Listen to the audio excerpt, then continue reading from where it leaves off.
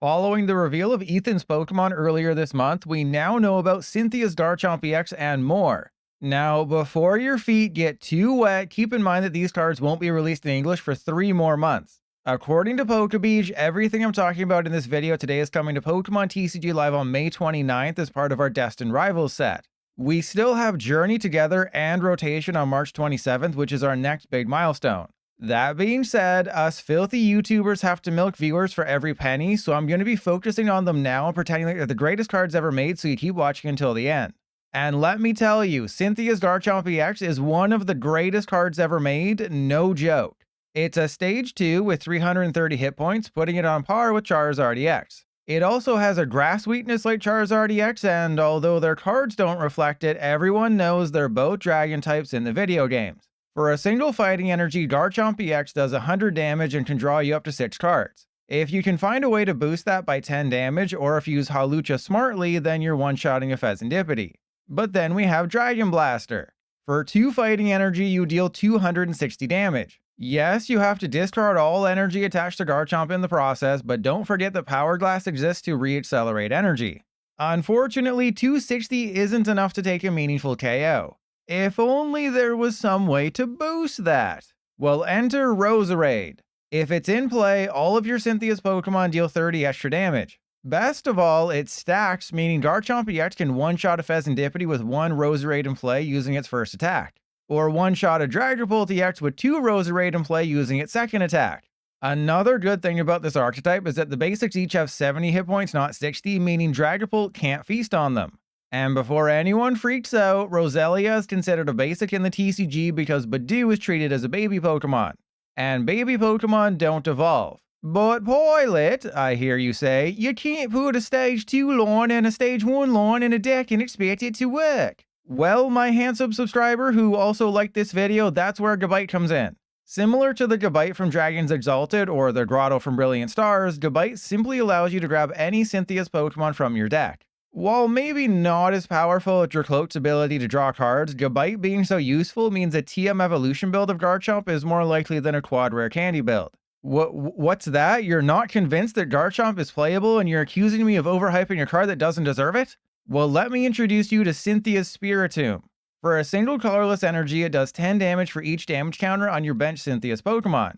Honestly, this is probably going to be the best attacker in the deck. You let a Garchomp EX or 2 take a hit, retreat it for free, then deal massive damage with Spiritomb. While the smooth-brained among you will attach a survival brace to Garchomp, there exists a much better option. Enter Cynthia's Power Weight, which sounds like something Cartman would say. I'm not fat, it's power weight. But this card is legitimately insane. Attach it to a Cynthia's Pokemon, give it plus 70 hit points. Now Garchomp has 400 HP. Unless you're facing a grass deck that deals 200 damage before weakness is calculated, this dude's going to be surviving at least 1 hit. Thanks to the existence of Power Weight, you don't need to rely on Hero's Cape or Survival Brace. Just chuck 3 or 4 Power Weights in the deck, then use Neo Upper Energy as your ace spec, allowing Garchomp EX to attack for 260 with a single attachment. It'll be interesting to see how Cynthia's Garchomp ends up being built. The card releases in Japan on March 14th, so we only have to wait a month, but there appears to be 2 ways to go. You either pair Garchomp with Roserade and have a Spiritomb in there for moral support, or you remove Roserade altogether and just focus on Spiritomb. For that Roserade build, it seems pretty straightforward. Have a 4-4-3 line of Garchomp, a 2-2 Roserade, 1 Spiritomb, and then a whole bunch of stuff to try and guarantee using TM Evolution to get those Gabite up and running early. Obviously, this list is suboptimal, but it's meant to give you an idea of what to expect. There's plenty of other cards to think about, like removing Neo Upper as the ace spec and going with something like Grand Tree instead. That way you could run Blaziken EX or Garganacl for energy acceleration, meaning that Garchomp's second attack discarding all of the energy isn't as big of a deal. Otherwise, just go for a Spiritomb list. If Garchomp itself had an ability, then Frostlass would be an automatic inclusion to damage your own Pokemon. That's still a possibility since Gabite has an ability and Spiritomb does damage based on the number of counters on all of your Cynthia's Pokemon, but I went for a build that wants your opponent to beat you off a little bit first. With Damage Pump and Gapejaw Bod rotating though, moving counters around isn't as easy. So maybe Frostlass does get paired with Spiritomb, or it's some amalgamation of both lists I featured. Like I said, these are just early looks at what they could look like. I still haven't gotten my feet on any sort of post-rotation deck, so I'm basically a virgin when it comes to what our next format will look like, let alone our next format. As for how to counter Garchomp EX, with Lost Vacuum rotating at the end of March, tools are going to be stronger than ever. Honestly, Jamming Tower might be the best stadium post-rotation, as it's a reliable way to shut out Bravery Charm, Ancient Booster, Sparkling Crystal, and eventually Power Weight. Ruffian's a less good option since it's a supporter.